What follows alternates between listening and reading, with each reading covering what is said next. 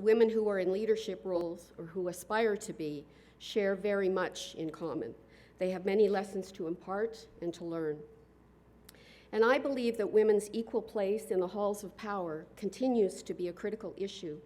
It is vital, therefore, that we not become complacent, that we celebrate and we learn from the many small and large victories we have won over the years, including becoming persons 100 years ago. Indeed, as one writer on women's issues has said, it's not what you did, it's what you do next. Pick yourself up, dust yourself off, and be proud of all you've accomplished so far. So here I am talking to you today about some of my own achievements and to offer some words of advice on how I feel we can all move ahead, proud of what we've done and looking ahead to the next challenge. So what do I mean in the title of my talk? Lessons learned from being first. Well, I was one of the early female bank managers at CIBC in the late 70s. In 1988, I and another woman became the first vice presidents female at CIBC, and I subsequently became one of a handful of executive vice presidents in 1996. I was the first female chair of the Alberta Canadian Bankers Association chapter, and I was named the first female president of the TSX Venture Exchange in 2002. But think about that. Those dates really weren't that long ago. Having said what I just did, I must admit that I am personally a bit uncomfortable with the concept of a first woman this or a first woman that. It implies too much that there is a race to be won and a competitiveness that was never something I felt. Rather, my drive has always been to take on new challenges and be the best I can at whatever I'm focused on. And I'm sure the same can be said for all of us here today. And let's face it, only one person can be first at something, and that's not what this is all about. That negates the efforts of the often nameless women who worked for years, even decades, to make that particular first possible. And what about the efforts of all the women who follow whoever's first, and who will likely face many of the same obstacles to attain equal achievements? I see it, after all, as a journey down a road that will be well-traveled by many women who hopefully will continue to make it an easier road to travel. And when I became a branch manager in 1978, women were not readily accepted in the role, even by clients, unfortunately. I had a client walk into my office, clearly marked manager, and asked me, sitting at the desk, if he could see the manager. You can imagine his shock when the young 26-year-old woman sitting behind the desk said, "Yes, that's me, can I help you?" He went completely pale, turned around, walked out, and to my knowledge, he never returned. I took it all in stride. What choice did I have if I wanted to succeed? And I did want to succeed. You had to work damn hard as a woman to be recognized, and Irene touched on that earlier. Not much has changed today, really. It was Charlotte Whitten, the first female mayor of Ottawa, who said, "Whatever women do, they have to do twice as well as men in order to be considered half as good. Luckily, this is not difficult." So,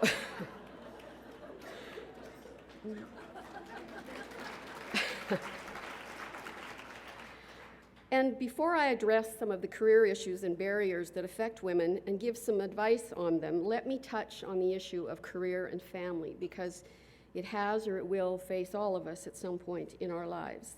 After I married, I had to face the same fact that we all face. If we wanted a family, one of us, guess who, was going to have to take time off to have children.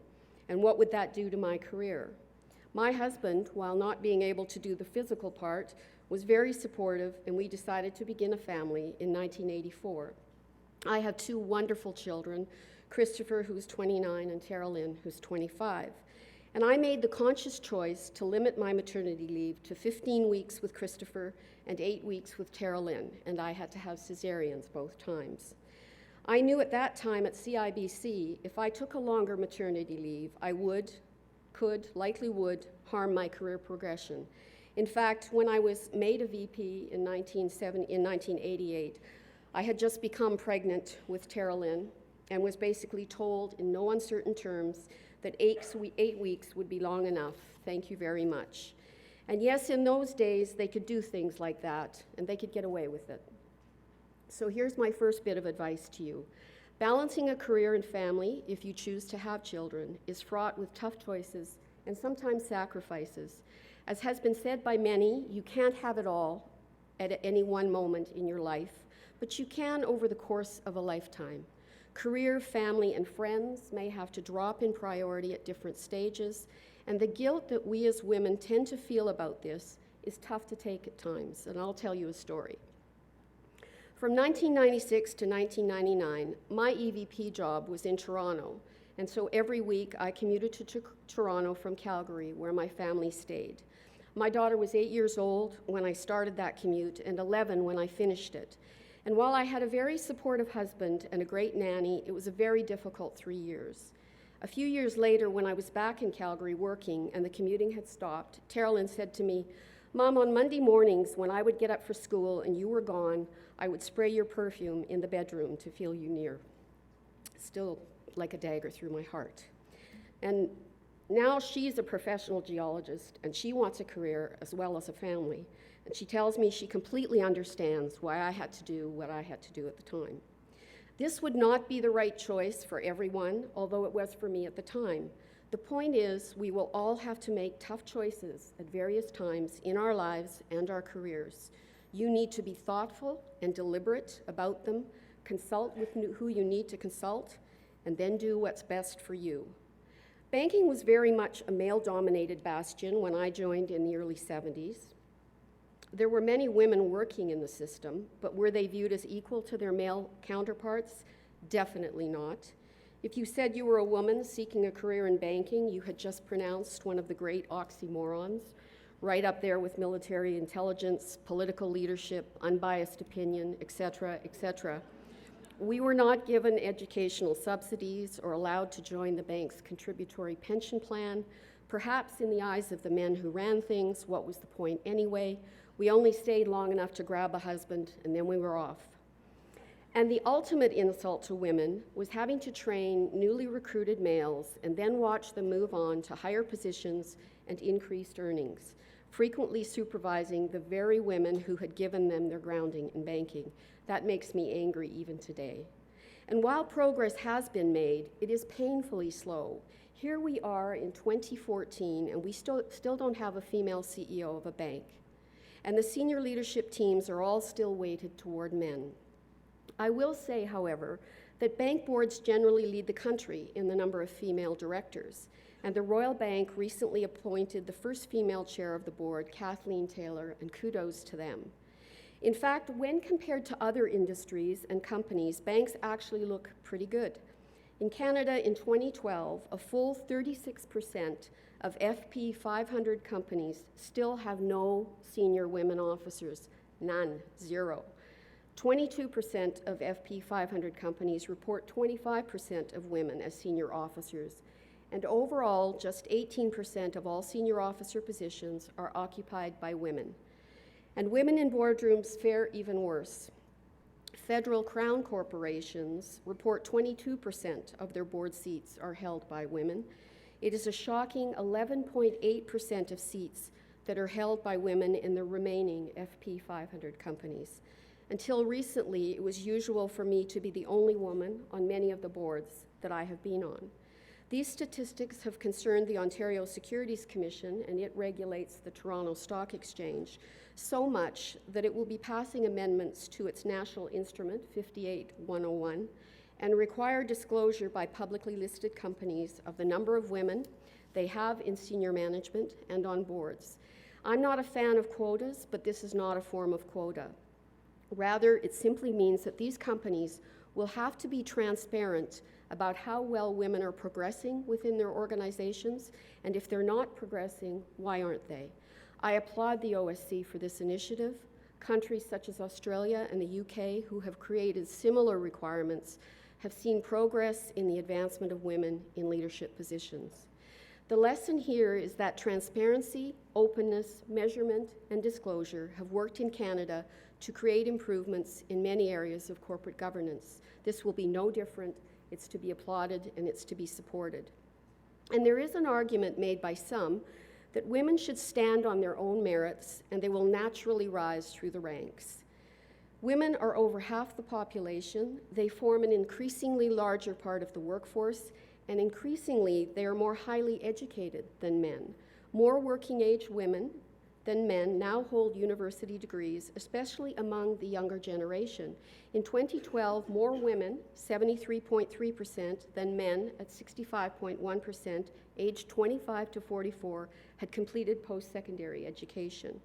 Where are all these smart, talented women in leadership positions and on boards in the corporations and organizations of Canada? They're not there. Strong, confident leaders in this country know they need to surround themselves with the best people they can. In a diverse country like Canada, these people may not be the ones whom leaders are most familiar or comfortable with.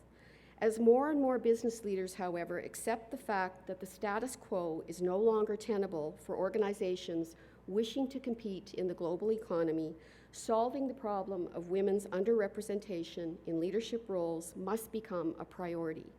And in doing that, organizations and leaders in them must examine and re-examine their own policies and practices to ensure that cultural, systemic, and other barriers to women's advancement are eliminated. And trust me, if you do this in your own organization, or even your own household for that matter, you will find there are always barriers. In my earlier career, the barriers were things as blatant as paying for memberships in clubs where women were not allowed. The banks would pay for those. When I was made a vice president in Calgary in 1988, there wasn't a private club that allowed me in so I could take my clients to lunch. That's 1988.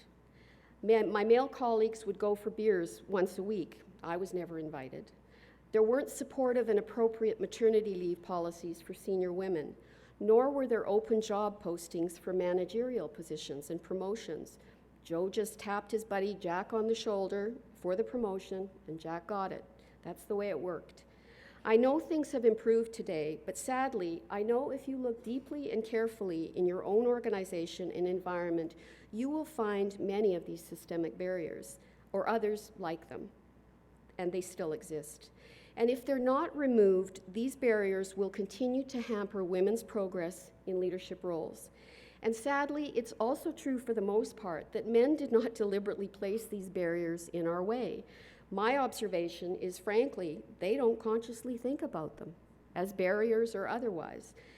So my learning from being first in many leadership positions was that I needed to consciously think about these barriers, point them out to my male colleagues, get rid of them wherever I could, on my own or with help from others, and be supportive to those women coming up behind me.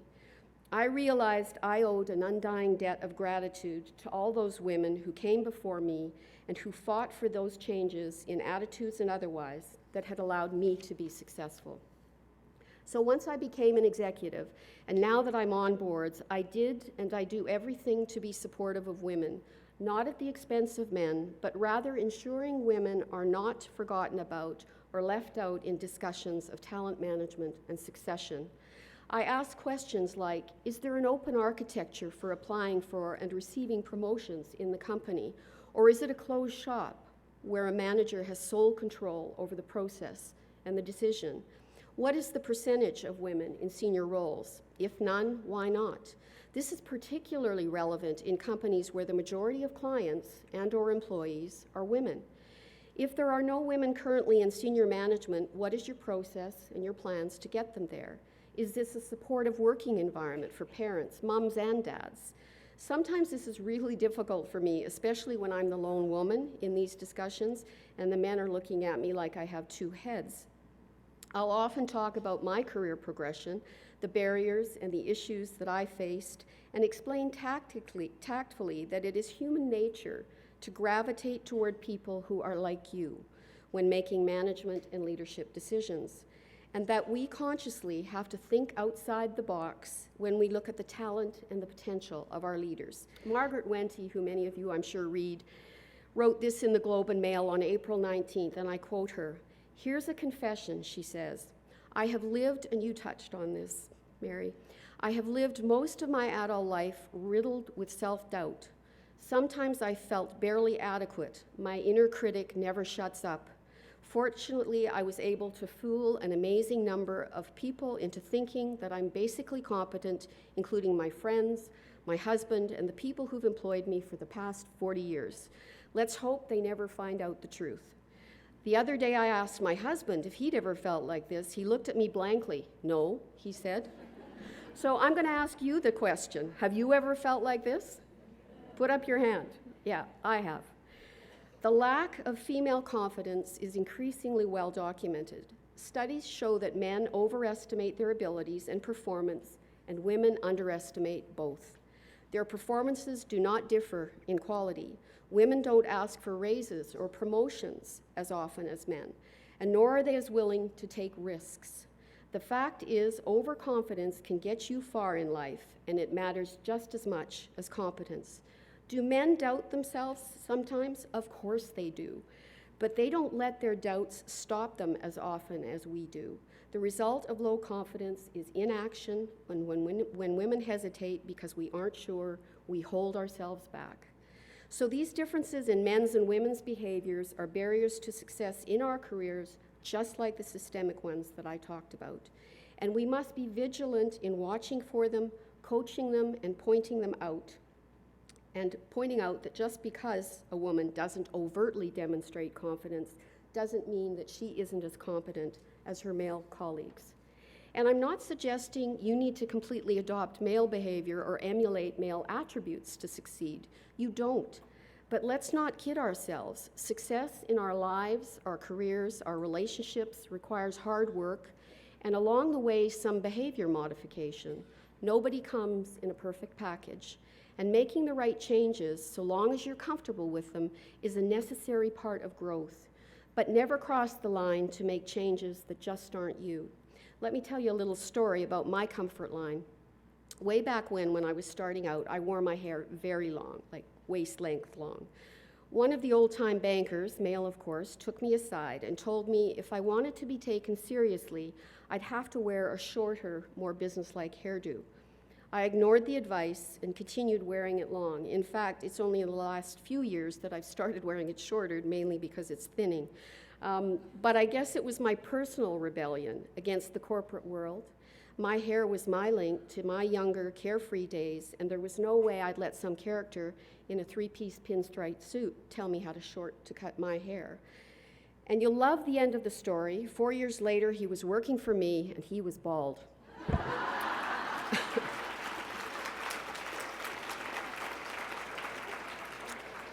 So in the mid-1990s, AT&T Ad had a clearly successful young woman. She summed it up beautifully. This is exactly how I felt. She said, "I'm not looking to build an empire. I don't want to swim with the sharks. I don't want to be the son my father never had. I just want to keep a ceiling over my head, preferably not glass.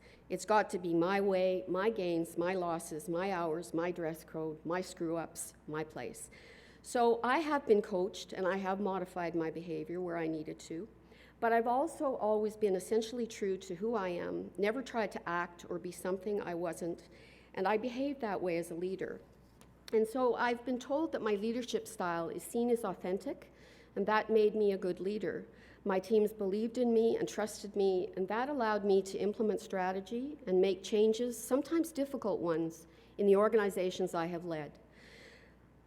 I was also never afraid to stretch, and Mary touched on this earlier, and to take some risks in my career. Did I doubt myself, and was I concerned that I might fail? And did I fail sometimes? Absolutely.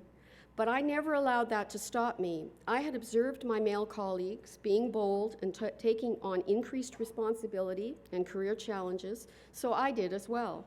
I took on special projects, extra responsibility, jobs in areas where I had little experience, and it paid off. It's not easy stepping outside of your comfort zone, but that's where growth takes place. So stretch, take risks, look at challenges as opportunities to build your knowledge, your character, your capacity, your network, and the respect of your colleagues. So what are some of the lessons learned, some other advice that I can give you as a reflection of my own work philosophy? Well, instead of trying to break the glass ceiling, women should find their own personal window to climb through. That's what I did. Work on developing the team around you. It is easier to be replaced and get that promotion if you have someone to step in behind you. Believe in yourself enough to take risks. If you're not risking, you're not growing, and you're not gaining visibility. Stretch yourself. Build that confidence within, and clearly, this is one area where we do need to behave more like men. Be authentic, stay real and true to your values, morals, ethics, and behavior. Have integrity. People know authenticity when they see it, and they want it in their leaders. Become a good networker. Make time for people and look for ways to support them. That will make you naturally attractive. If you want to succeed, you must network. Upward with your bosses, across with your peers, and down with all employees. You need the support of people if you're going to get ahead and stay there. Finally, I say the real lesson for all women who are first in something is that they themselves should be supportive of those who follow. There can be no sustaining joy in any of our firsts if other women are still struggling to even get in the race. I knew women executives who held the view that they had climbed the corporate ladder the hard way and they simply rolled it up behind them, never reaching a hand down to help those below. This is still a man's world, with all the institutions, political, corporate, and otherwise, built by men, for men. This is not a judgmental statement, it is simply a fact. I love men, but they are different, not better, not worse, just different. And so because leadership positions are dominated by men, the environments and the culture in these institutions are still not completely comfortable for women. You probably all feel that. And until we attain a critical mass of women in leadership positions in all walks of life, this won't change. It will be status quo forever. So my most important message to you is if you are in a leadership position now, or when you are, look back at the women behind you and around you and lend a hand. Let's make this journey easier for ourselves, each other, and for our daughters. We can do it, and we will together. Thank you.